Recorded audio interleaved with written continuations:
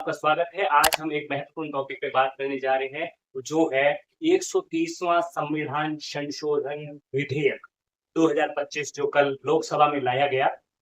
और यह जो बिल है बहुत ही महत्वपूर्ण कहा जा रहा है, ऐतिहासिक कहा जा रहा है, लेकिन इसके ऊपर बहुत से लोगों को और विपक्षी दलों को तो विशेषकर आपत्ति है। ये दोस्तों है आपराधिक जो मुकदमे हैं, गंभीर आपराधिक मुकदमे जो है उस विषय में मंत्री जो है उनको हटाया जाए, उनका निलंबन कैसे हो या उनको पद से कैसे मुक्त किया जाएगा, इसके बारे में है। और यह पद से हटाने का काम राष्ट्रपति करेगा। दोस्तों अनुच्छेद 75, 164 एंड 239 ए ये 3 जो अनुच्छेद है इस पे इसका प्रभाव पड़ सकता है। दोस्तों इस में क्या कहा गया है? इसमें कहा गया है कि किसी मंत्री के ऊपर अगर गंभीर आपराधिक केस है या उसपे साबित हो जाता है जिसमें 5 वर्ष या अधिक की सजा हो और वह 30 दिन से अधिक जेल के अंदर रहता है, तो उसको जो है पद से हटाया जाएगा। और कैसे हटाया जाएगा? तो 30 दिन अगर वो जेल में रहता है तो मुख्यमंत्री की सलाह पर राष्ट्रपति हटाएगा। अगर मुख्यमंत्री 30 दिन तक सलाह नहीं देता है तो 31वें दिन स्वतः जो है वह पद से हट जाएगा। तो इस प्रकार की बात है। उसके बाद में बात निकल के आई और अभी एक रिपोर्ट भी आई है हालिया, एसोसिएशन फॉर डेमोक्रेटिक रिसर्च करके ऐसा कुछ संस्थान है जिसने जिसने बताया कि भारत में कुल 40% जो मुख्यमंत्री है उन पे गंभीर आपराधिक जो है मुकदमे दर्ज है। और उसमें जगन रेड्डी पे 89 है, उसके बाद स्टालिन, चंद्रबाबू नायडू और राजस्थान के मुख्यमंत्री पे भी एक आपराधिक कानून जो है मुकदमा जो है वह दर्ज है।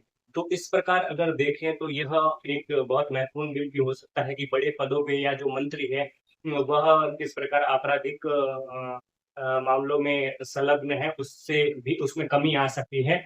और दोस्तों दूसरी बात, विपक्ष कह रहा है कि इस कानून का खराब असर क्या पड़ेगा? तो दोस्तों उनका कहना है कि एक तो यह जो संघवाद है उसके खिलाफ है, क्योंकि अगर ऐसा होता है तो जो का मंत्री जो किसी राज्य का है वह तो राष्ट्रपति हटा सकता है। राष्ट्रपति का सीधा सा मतलब है वो जो केंद्र में जो सरकार है उसका मंत्रिमंडल, उसी का वही मंत्रिमंडल जो कहता है वही काम तो राष्ट्रपति करता है विशेष रूप से। तो इससे क्या दुरुपयोग भी हो सकता है। दूसरा कहा कि राजनीतिक जो रूप से जो है एक दूसरे के ऊपर दुश्मनी निकालने के भी लिए भी ऐसा हो सकता है।